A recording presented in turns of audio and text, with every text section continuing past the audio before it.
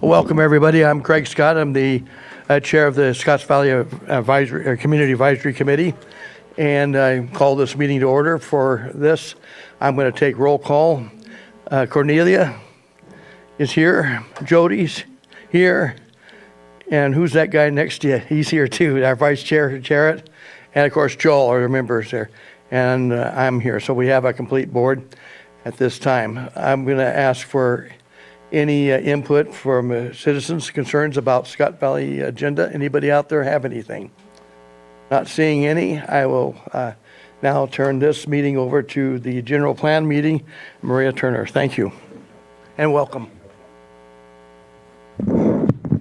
Thank you. I'm going to jump Maria's time here real quickly. I'm Supervisor Michael Green, if you don't know, representing District 4, including those areas included in the Lakeport area plan. This is part of a larger countywide effort. There's going to be several area plan rollouts. This is a hybrid meeting because we did want the Scotts Valley Community Advisory Council to be present and to be able to give input. The actual maps of the Lakeport area plan that you'll be seeing obviously incorporate a wider area than just Scotts Valley. So we appreciate your patience. It's a little bit of a hybrid meeting. Our heavy lifting is done, and Chair Scott is here and the rest of the council. And there's only one agenda item on our agenda, and that's to hear this Lakeport area plan kickoff. And here we have Maria Turner, our Community Development Director. Thank you. I want to welcome everybody tonight. This is a pretty good showing. A number of members from the community for the Lakeport planning area. And I thank you for taking time out of your evening when, you'd rather be having dinner. But we appreciate that you're willing to give this time because this community visioning process is essential in guiding our development for the next 20 years. I want to extend thanks to the people who are making this meeting happen. Tonight they're wearing navy. So you'll see over here we have a group of AmeriCorps volunteers. These are women from our community that have become experts now in the past 7 meetings of facilitating our small group tables. And so when we get to that part of our agenda, they will spread out and help us to capture all of the input that you're ready to share with us. I also want to thank Sam Houston for operating the tech for this meeting. The staff that we have here tonight is our principal planner, Michelle Iris, and we also have a couple staff in the back that are also here to help either facilitate or get things if we need them or answer planning questions that typically will come up during the small group session. I also want to thank Supervisor Green and Supervisor-elect Rasmussen for being here tonight. When you're a policymaker, an elected policymaker, it's very valuable to hear people's ideas right here at our very grassroots level. So I thank you for making the time to be here. Also, our principal planner will moderate the Zoom room. So we do have a few people attending virtually. We're really excited that we actually have the internet capacity, the bandwidth, to have both an in-person and a Zoom meeting. I think this might be the first one where it's hopefully going to work. So it's not surprising that most of the challenges that have been described from meeting to meeting include internet access. So this is going to be great.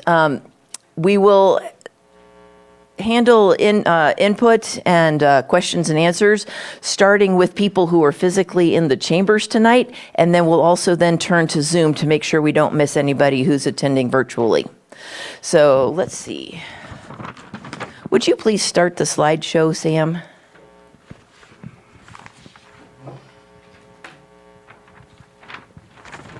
All right, next slide, please.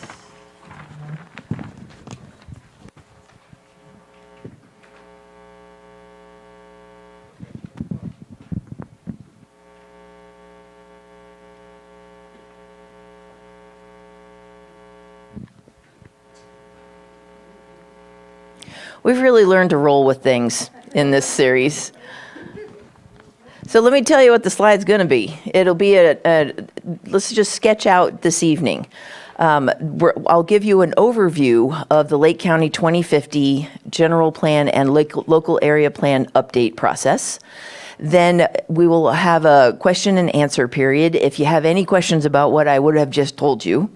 We will then get into what I consider the most important part of the evening, and that is our small group sessions. We have about 6 to 8 chairs per table.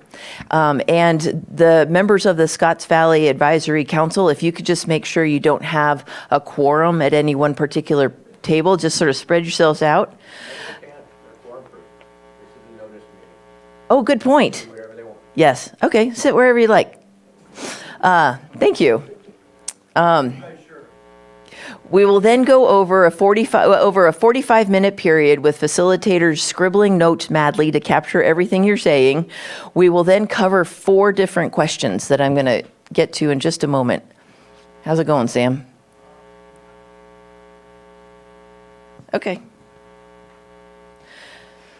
Those questions, we do have a slide for it, but you may never see it tonight. So the 4 questions are, what do you consider an asset? What do you cherish about the Lakeport planning area? What are the challenges that you might want to see changed? Where are areas of improvement over the next 20 years? Then we take a look at land use designation. The land use designation dictates how that property can be developed in the future, whether it be residential, commercial, industrial. We will ask for your input on if you see any needed changes in the land use designations that you can anticipate over the next 20 years. Some of those answers could be, I think we need a secondary commercial hub, or we don't have enough industrial, or I want to change all our single-family residential to high-density residential. I don't anticipate that coming in tonight, but I just thought I'd throw it in. And then the last part is we take a look at the boundaries of the Lakeport planning area itself and ask you if you consider that those overall boundaries for the whole Lakeport area still reflect the community today. So just so you know, the Lakeport planning area excludes the city limits because as its own jurisdiction, the city does its own community visioning process. So when we talk about the Lakeport area, it's for North Lakeport, and then it goes to the west of the city all the way to the county line. So it includes things like Benmore Valley, and then it goes to the south part of the city. So it kind of just circles around.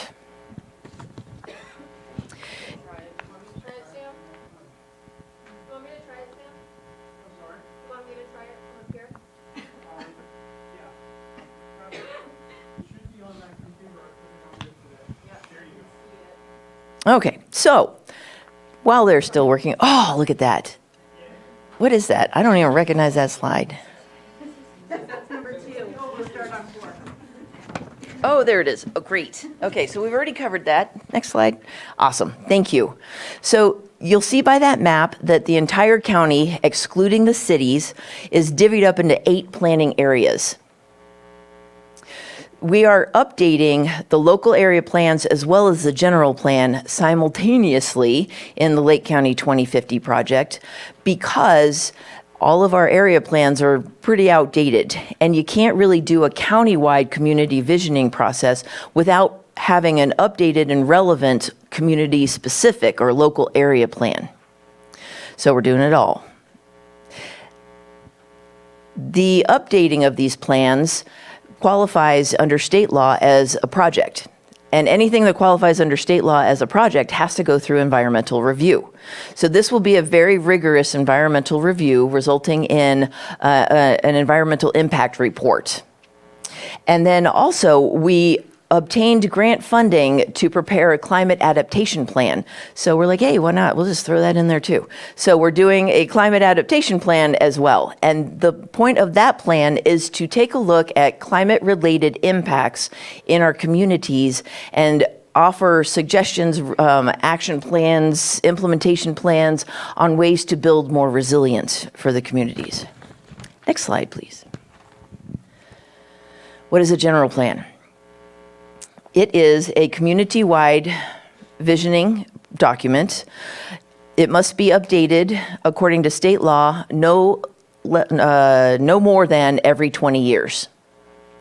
It's called the Constitution sometimes because it actually talks about development.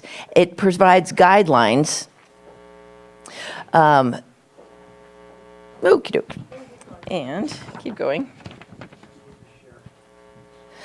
So it's a document that, as it dictates development, it's also concerned with protecting resources. So this general plan serves to preserve what we cherish countywide, as well as address challenges that are on a countywide basis for improvement in the future. It gives the government, or it gives the local county government sort of a to-do list on things that we need to work on. It also supports funding for grant applications, because at the state level and the federal level, when all of our grant applications now want to make sure that we're not just making stuff up as we go along and doing something we feel is fun. They want to know that what we're trying to do is consistent with the community's vision. See if I missed anything. One really good thing about updating our local area plans and our general plans is because you have to maintain consistency between the two. When we do, in planning, when we work on use permits, things that come before the Planning Commission or the Board of Supervisors for approval, part of our staff report requires us to show how that project is consistent with both the general plan and the local area plans. And so we never want to have a situation where those two visioning documents are in conflict. So that's one of the really great things, if we survive this 3-year project, that's one of the great things about doing it all at one time, is that we can ensure that the community-specific vision it carries the exact same weight as the countywide elements. So you'll see the components of the general plan. On the left-hand side are all the topics that are required by law. On the right-hand side, you'll see some optional elements or chapters of the general plan, and a jurisdiction has the authority. They have to do all the required topics, but they can, if they determine something to be significant and unique to that jurisdiction, they can also just do optional elements. And so in Lake County, we've added a few. The Aggregate Resources Management Plan, which regulates how we extract natural resources such as gravel from our creeks and our quarries. The agricultural resources, because, it's Lake County. Geothermal resources, which focus on the sort of the southern area of the county where we have a lot of geothermal activity. Public facilities and services, and then water resources, which does focus on Clear Lake. Next slide, please. Local area plans. Okay, so they cover some of the information that is typically in a general plan, but the whole focus of a local area plan is to be community specific. So it'll reflect local characteristics. It will carry the same weight as a general plan. And actually, when we get to the end of this process and they get adopted and submitted to the state, we are submitting the local area plans as actually part of our general plan. So they carry the same weight. It could also include information that the community sees regarding expansion of your community growth boundary. This is an area within your planning area where you anticipate or you'd like to see infrastructure be developed in the future. So this is a lot of our commercial and our residential areas. Go back just a second. Almost done. Okay, another really interesting thing, thank you, that could be in a local area plan would be your community-specific commercial design guidelines or residential design guidelines if you wanted. So those are the regulations that people wanting to develop. Let's say you want to put a new store at a storefront in Lakeport, outside the city limits, and you want to improve the facade or update the facade. The design guidelines will sort of tell you the character that the community wants to preserve regarding the appearance of that area.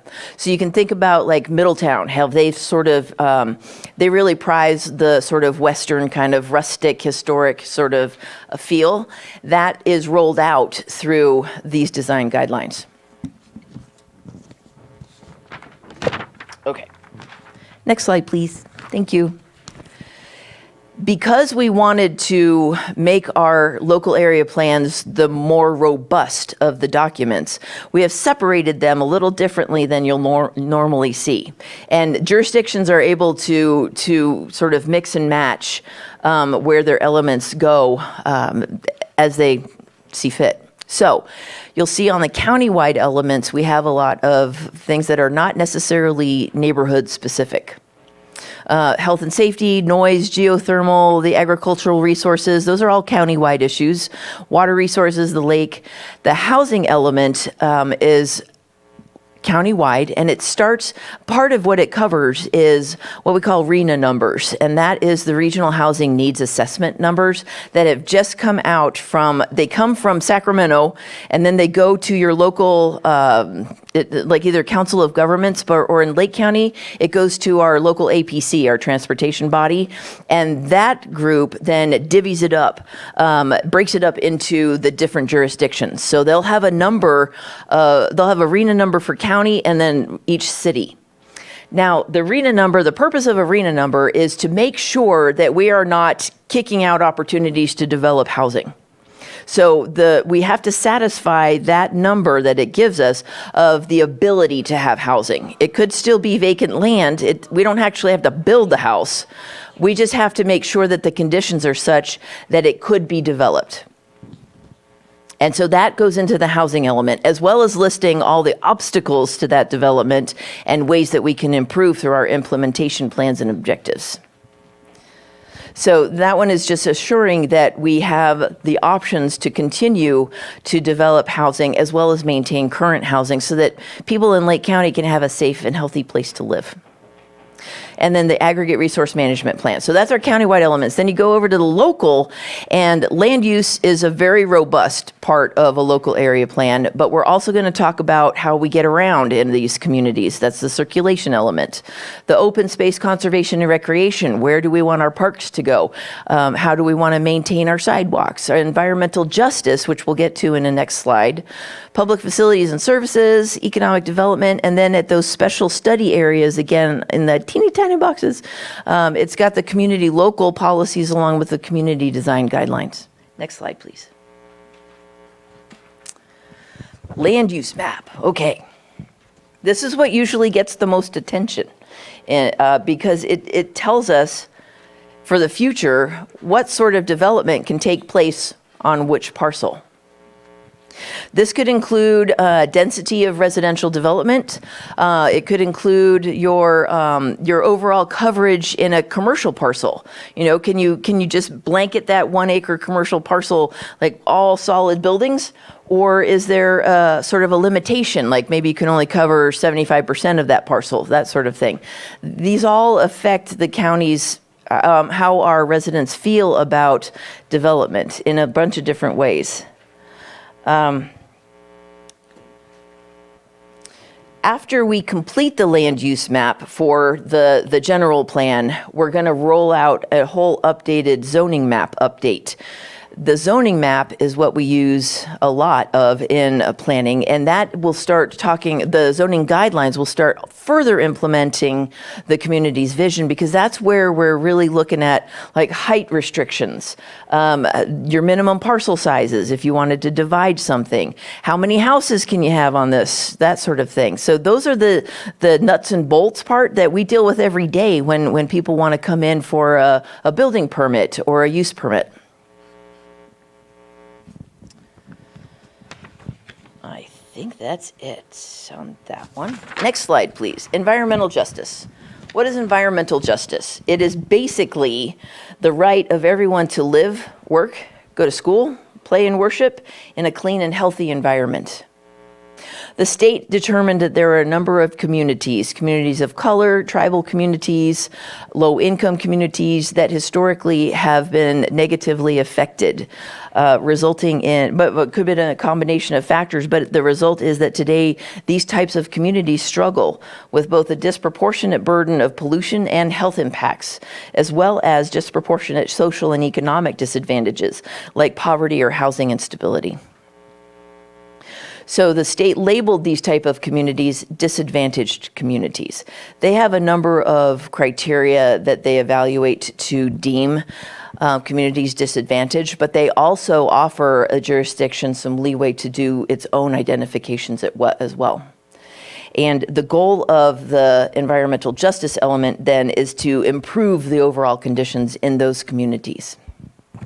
Next slide, please. So how do we do it? Senate Bill 1000 gave us this bullet point list on what is required that we take a look at in an environmental justice. And these can be wide-ranging as well. So the pollution and exposure seems very self-explanatory. It could include anything from industry to cars and truck pollution. Public facilities, that could include something like sidewalks or street lights or larger facilities like flood control. Access to food. This is food that is affordable and healthy. It could look something like increasing zoning for community gardens, or increasing the number of areas that are zoned to attract grocery stores, or offering some sort of incentive to current food stores to help them start stocking, or to encourage them to start stocking healthy food.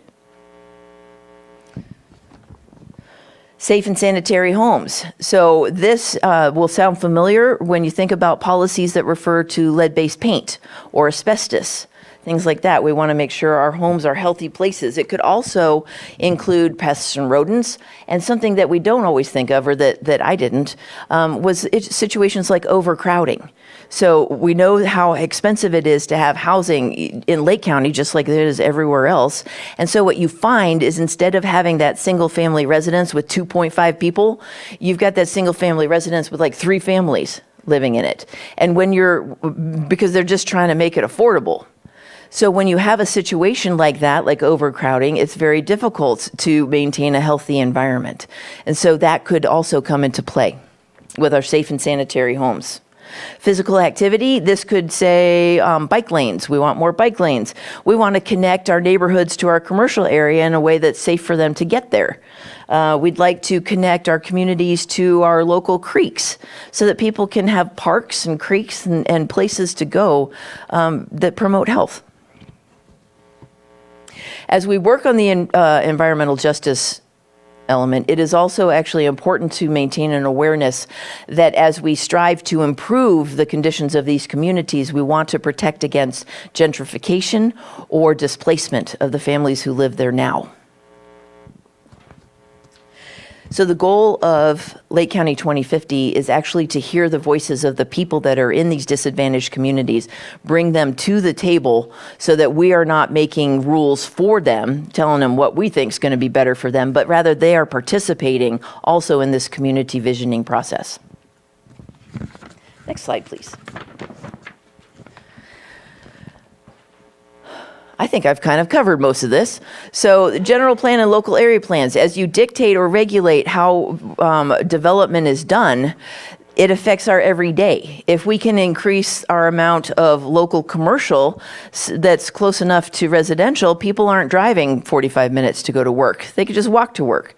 Or the types of jobs that we attract to the county. That could be part of it. Our neighborhoods, more parks, move parks around, change the parks, that sort of thing, so that the character of our neighborhood stays residential and safe. Let's see, what else? Oh, I put in my notes, where can I place a Trader Joe's? So that's my own wish list. But it could be something like that. Where do we want to encourage local or community commercial? Do we want big box stores? Do we want little box stores? Do we want no box stores? That sort of thing. That is part of the community visioning process, though I really want a Trader Joe's. Good, skip that part. Next slide, please. This just goes a little further. How roadways are designed and improved, that is part of our community visioning process. Again, I've been already mentioning parks. So we also want to make sure that the cultural and natural resources are part of those resources from Lake County that we cherish and we preserve. Next slide, please.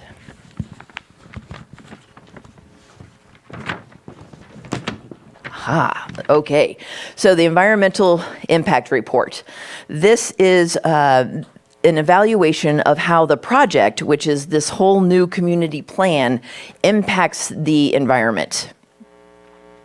It identifies information where there could be significant impacts of these changes on the environment. It might also include mitigation efforts that will bring that significant impact down to a less than significant impact. Also, it has multiple periods for public review. So this document, it's going to look daunting. It would make a great doorstop, but it's really helpful if you just jump in and find the parts of it that interest you, that you may have some comments on, and make sure you send in those comments, because everybody together is how we get actually a community vision. The scoping period, it mentions that first period of public review has already taken place, and that was where the community came in and said, we want to make sure when you're analyzing things that you remember this, this, and this, or this thing over here in that community. So that happened, and it had the 30-day scoping period where we were asking for comments. This draft EIR will also have a minimum 45-day review. So that's a good point where we really need to hear if you think we've missed something, if you think that there's something in there that's inaccurate. How do you get to it? I don't even think that's on the slide. Oh, it is. Next slide, please. Here's our process, Lake County 2050. It's a 3-year process. It started last fall. The countywide elements, which were the ones that weren't in the local area plans, but the column that had the countywide stuff, those drafts are already in process, and we anticipate that they will be available this fall. Each local area plan has 3 different community workshops. This is number 1 for the Lakeport area plan. Our next one, so the goal of tonight is to gather an understanding of what you all think are the key issues for the Lakeport area plan. And we're gonna synthesize that material and bring it back at our meeting in the fall, along with a draft land use map. And that's when we start kind of zooming in further to see if there are any changes specifically that we want to see made.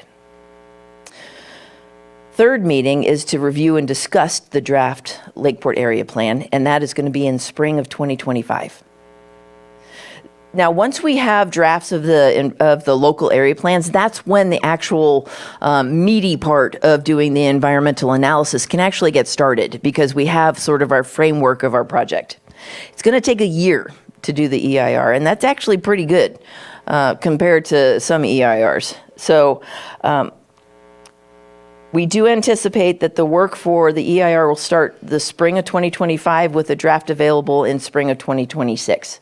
And then it's going to go from spring of 2026 all the way to fall of 2026 for review. And during that period, it will also go to a public hearing for the Planning Commission, as well as finally, hopefully, our goal is to end up with board consideration and adoption by fall of 2026. Next slide, please. All right. So besides tonight, how can you tell me what you want to see in Lakeport and the county? We're already at the local area plan community workshops. We're going to have 3. Some of the key issues that we find out tonight are going to help inform us on stakeholder meetings. So we don't have those scheduled yet, but when we do discern the key issues, we can then start bringing members with that type of expertise to sort of hash through those issues. General Plan Advisory Committee meetings. The board created the General Plan Advisory Committee. It is a 15-member body of a variety of expertises and residential areas. And they have 5 meetings throughout this process. They've had the first one already, but those are public meetings. Planning Commission meetings and Board of Supervisors meetings, of course, are noticed public hearings.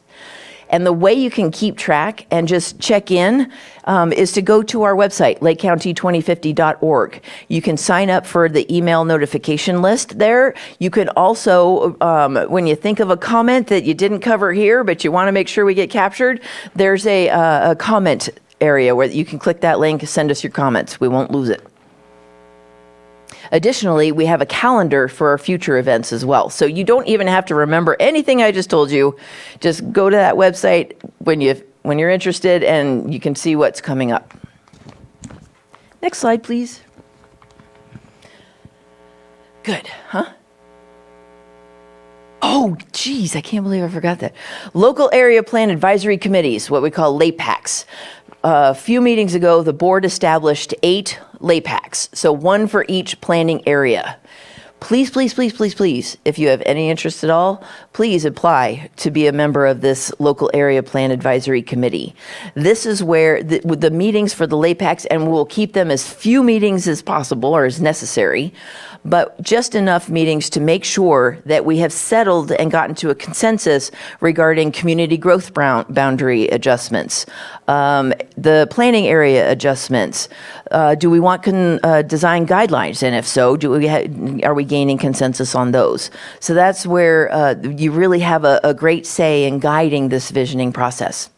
We are going to, Amanda's doing a Vanna back there. That is our application, the standard board and commission application. Please fill one out, get it back to us, snail mail, email, drop it off with me. That'd be great. We should have a link by now on our Lake County 2050 that'll take you to that application. It's a fillable PDF that you can just apply online, and it goes right to the Board of Supervisors office. We're going to collect applications through the month of May with an anticipated board appointment item in June. So, let's see. I already gave you an overview of the small group decision, so we'll just go on to questions and answers. Are there any questions that you have on that whirlwind tour that I just took you on? Not all at once. Yeah. When you use the word community, you mean just kind of like the Lakeport area community that you mentioned, or you mean the community of the county? Thank you. In tonight's context, community, oh, yes, please, would you? Yes, so the question is, when I'm saying community, do I mean the Lakeport area or do I mean countywide? In the context for tonight's workshop, when I refer to a community, I mean the Lakeport area planning area, excluding the city jurisdictions. My pleasure, thank you, good question. Anyone else? Okay, so let's go over, any questions in Zoom? Thank you. I know, you're doing good. No hands raised. Thank you, Sam. So our next step then, in just a moment, is we'll ask that you settle yourself at one of these tables, and the facilitators will position themselves, hopefully so that they can hear you well, so like right in the middle of each table, and we will start working through our 4 questions. All right, and I will keep a time. I'll let you know all about maybe 40 minutes. We have 45 minutes, and if you're not done then, you'll know that you can start closing things up. We're going to come back and report out as a group.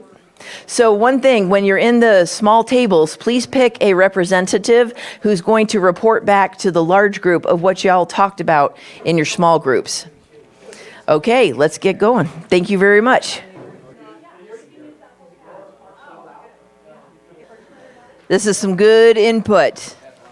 We filled a lot of pages. This was very good. If there is something that you remember after leaving this meeting that you want to make sure we capture, go to the lakecounty2050.org website and get your comment added right there. We want to make sure that no piece of input was left behind. Oh, thank you. If you could leave those at the sign-in table, we want to capture all of your surveys. Please feel free to take one of our snazzy blue license plate holders to help advertise. Exactly.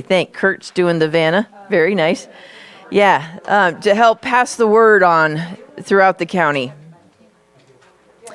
We're going to now do the reporting back portion of the evening. let's keep it brief. Do your highlights. You don't have to explain every single entry, but definitely cover the stuff that jumped out at you. Maybe 1 to 2 minutes per reporting out, and so that we can make sure we capture it on the video, we'll ask that one person, it's usually our facilitator, will hold the poster for you, and the report out person will let us know what y'all talked about. Let's start with this table. Tammy. Christina. Excellent. There you go. Hi, everyone. Hi, everyone. For our assets in the unincorporated communities, Lakeport area, we'll just go over them real brief. I feel like Lakeport is the hub of Lake County. It's kind of what people come to Lake County for. We have commerce.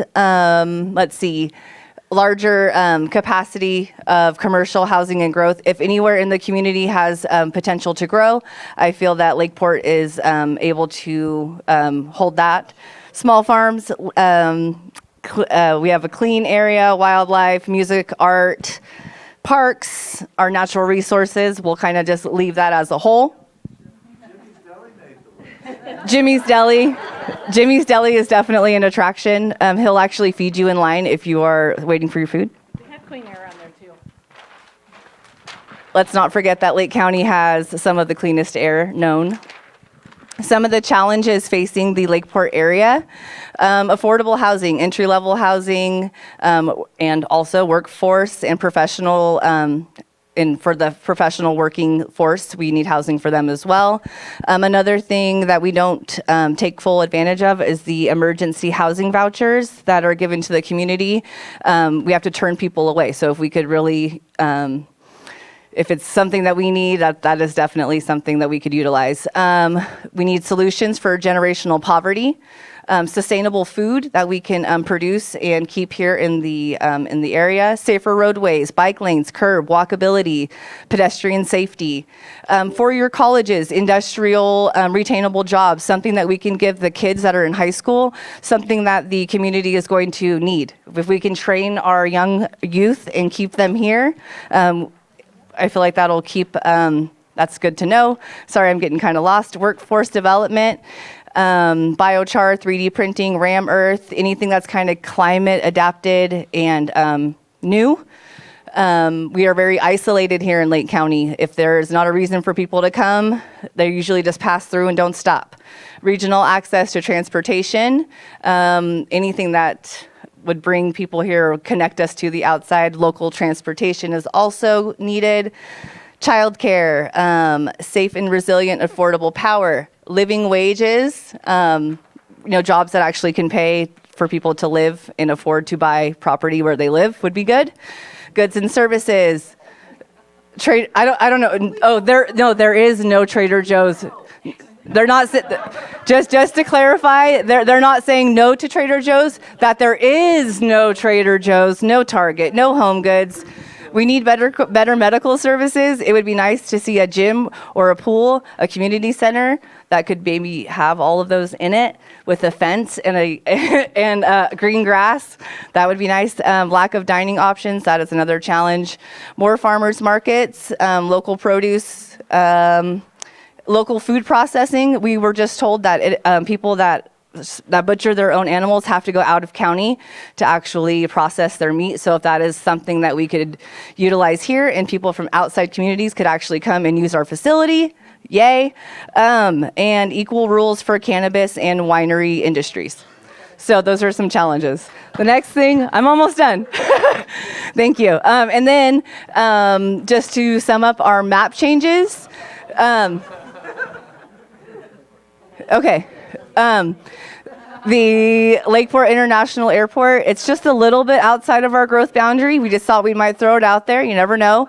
And then for potential commercial growth or any type of mixed industrial use, I think that the stoplight right there at Highland Springs to the stoplight at Highway 175, if you close your eyes and think, there could possibly be commercial retail there anywhere between that stoplight and Jack in the Box. So changing the agricultural zoning to something that is like a mixed industrial use. Just throwing it out there. That concludes we're undetermined on that. Okay. That was, yeah. Thank you. Very good. And that was that. Okay. So the next group is welcome to approach the mic. Looks like we have Pierre and his assistant, Mark. Thank you. Okay, assets. A lot of this was already mentioned, but of course, the lake, we need to take more advantage of the lake. That comes up a few times in these different questions. We need to think in 20 years, what do we want our town to look like? We have to keep that small town charm. If we go for short-term gain, what's that going to look like in 15 years? Are we going to go, oh, we shouldn't have done that? So remember, in everything we do, does it check the box to maintain that small town charm? We have diversity, Mount Canocti, beauty, Kyle Mountain, community caring for disadvantaged, nice water. Don't hear that, but okay. Clean air, no night pollution. We mentioned that. We need to be promoting that more because more and more of your urban areas are wanting to get out of the urban areas. And if we can let people know, come here, you can actually see what you've studied in school with the constellations and all of that. All right, are you trying to get me to move along? Is that what you're doing, Pierre? All right, now we're to challenges. Dilapidated individuals. Oh, sorry, Pierre, I didn't mean dilapidated. Basically, we need docks, but there's all kinds of dilapidated areas sprinkled around, and we need to figure out a way to either encourage them, incentivize them, or impress on them, or develop some pride about those areas so that they fix them up, and because we need better drive up and drive by appeal, going back to tourism again. Medicine, I think that's going to come up a few times. We need more specialized medicine here. If I need endocrinologist, I don't even know what that is, but if I needed one, I guess I'd have to go to San Francisco. Okay. Let's see, walkable access to mixed services. What was some other biggie? Hold on. Generational poverty keeps coming up, guys. We got to figure out a way, and the sidelines to that are not enough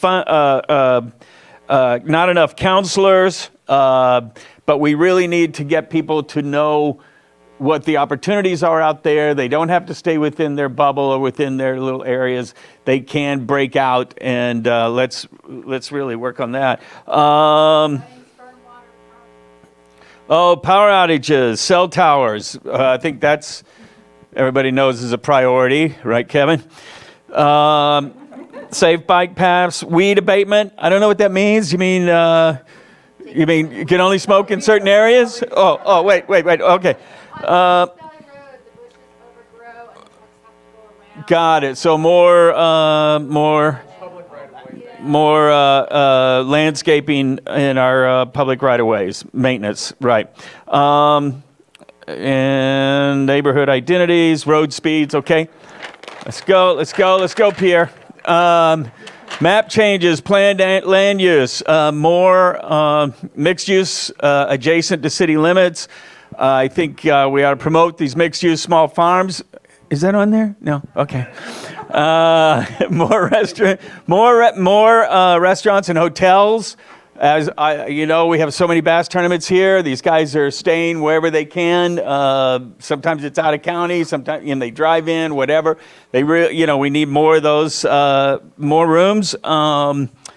More promotion for tourism to let them know. I think those guys are doing a real good job with the improvement district. But once again, everybody has to wear that public relations hat and talk about the attributes of Lake County. The box stores. On box stores, we're not saying we don't want box stores. What we're saying is we want small box stores, is what we were saying. That's a small box. But the thing is, the only way you're going to get someone like a Trader Joe's is if you improve the demographics of the community. All right. Okay. And then this is boundary changes. We are going to see if we can annex Napa. Adobe Creek, in the field roads, creek used, boundary. I have no clue on this. Hear that. So what we were saying was that on the boundaries of Adobe Creek. Here, you want to come up here and talk about it? Because it seems like an engineering thing to me, Boundary, what, I don't know. Hi, sorry, it was our end of the table and these guys were talking because they were making their dog and pony show up, right?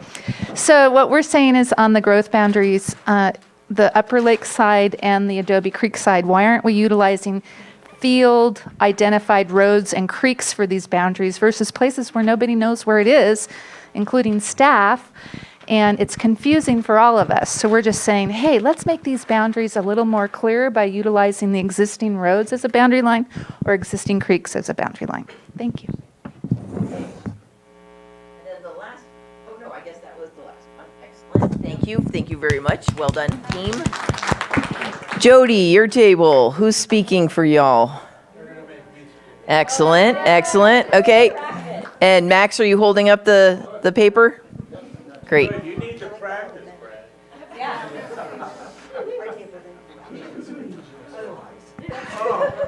Very good. This is good input. Thank you, Maria. So on the first question, what we had identified is regarding what you like most about the Lakeport area. Open space was a big one. We have some good open space. Also, we have a lot of agriculture in this area. We like that. The beauty, the natural area, the lake access. We have good lake access. What would you like to be supported, preserved? Lower density residential, more access to open spaces. Like, for example, we think we have some opportunities to collaborate with the different jurisdictions, whether it may be federal, local, to have more recreational collaboration, like trails and things like that for our area. Tourism, recreation, outdoor activities, including fishing, and the rural flavor kind of this area. And that was covering the first question. Challenges, road improvements, our group identified as being needed. Also, more disaster awareness and education and prevention. Everybody knows we have a lot of disasters here, so there can't ever be enough education. That would also, in that area, and more controlled burning and clearing to make us more fire safe. And also other fire safe improvements, such as reflective address signs, and especially in areas that are hard to locate. In addition to the burning, more community fire break systems. BLM used to have that, and they've dropped that, and nothing's been done for years. We have housing challenges at all different levels, low income, moderate, higher level housing. The insurance problem contributes to that. We also need to think about the infrastructure, though. If we do add housing, how does that impact fire response? We have to consider all those things when we're doing that. More parks, recreation, multi-use areas, more youth programs in this area. We don't have enough of those.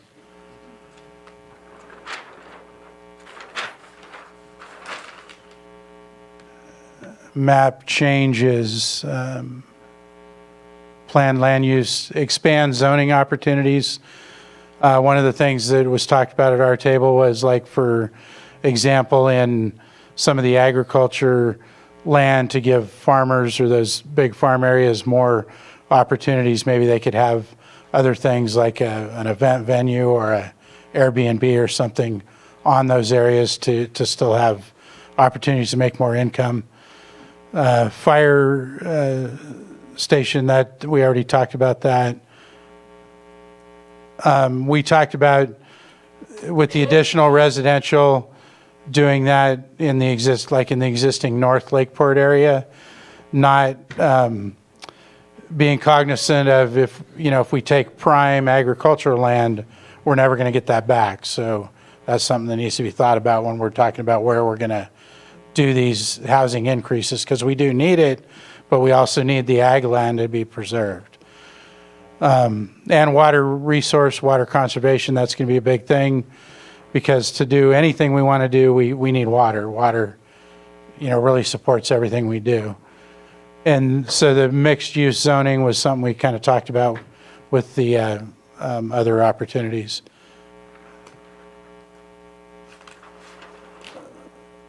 And then lastly, our table's thought on the boundary changes was that we should be moving this line here further north, where at least maybe up to where it bumps out here around the Rodman Slough, because the upper end of Scotts Valley is in the different area right now.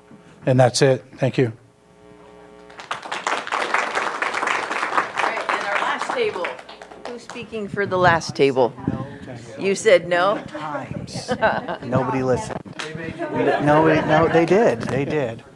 Well, mine's going to be pretty short because I think most of the other groups covered all the different areas there. I think what really came up in regards to the assets that we want to kind of the rural, the small town charm. I know that came up quite a bit. The small town feel. Protecting our view sheds, which is not just the lake, everything else around it too that we want to. I think the light pollution aspect came up quite a bit. Enhancing recreational activities, mainly through providing better access, sustainable growth and economic development, and then trying to make sure that we preserve our ag lands. So on the challenges, let's see, if try and highlight ones that we have not done already. The healthcare desert, food desert, dealing with our natural disasters, increasing bike lanes and walkability, employment opportunities in particular, and lack of Wi-Fi, cell service. So not just broadband, but I think the cell service came up quite a bit for a number of our areas. Light pollution, I know a couple groups already mentioned that, but that came up and we talked about quite a bit as well. And then cost of permit fees and just the building construction in general, the high price. So these are land use mapping changes. This one sat on me for years. I had to. The zoning that on North Lakeport area needs to reflect the topography better. I mean, it looks like somebody just painted high density residential and paid no attention to where the slope lines actually exist. So kind of giving some more attention up there. Regulate Airbnbs, not necessarily restrict them, but just regulate them and develop some greater performance standards. Promote food, agriculture, and that was mainly kind of through making sure that outside land uses aren't encroaching into the uses and keeping our prime agricultural lands intact. More youth activities, public pools, and then dealing with absent owners and vacant homes.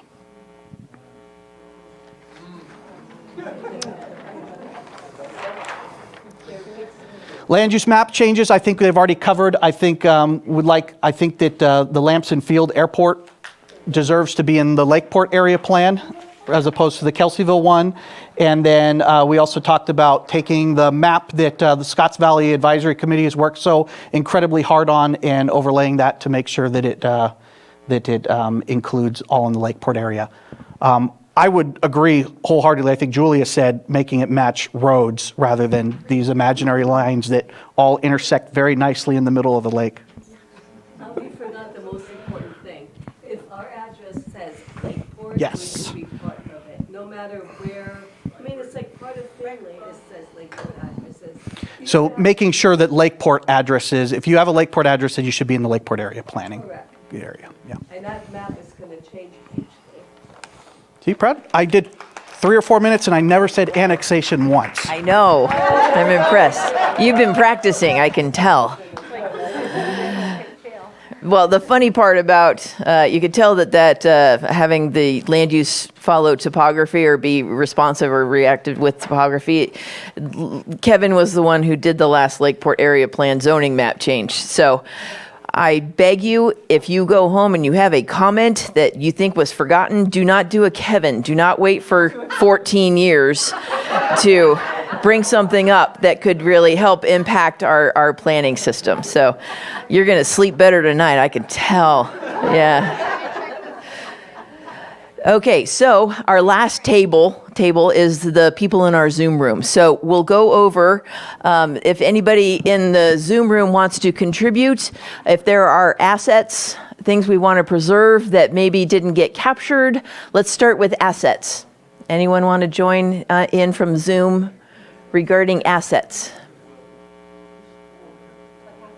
You're going to want to go down to the bottom and where it says raise your hand and click on that. Yeah, this is mostly Lakeport staff. I think somebody's stacking the deck there. Okay, over to, great. Betsy, go right ahead. I think, do you have to ask her to unmute? She's already has permission to. Hold on. Go ahead, introduce yourself, Betsy. Thank you. This is Betsy Kahn, a Scotts Valley advocate, and I have to tell you that before you went into these breakout tables, you said that we could talk amongst ourselves. There is no option for that to happen, and we could not hear the discussions at the tables, which is probably okay because it was pretty, a lot of folks talking at the same time. But we have no idea how you discuss these things.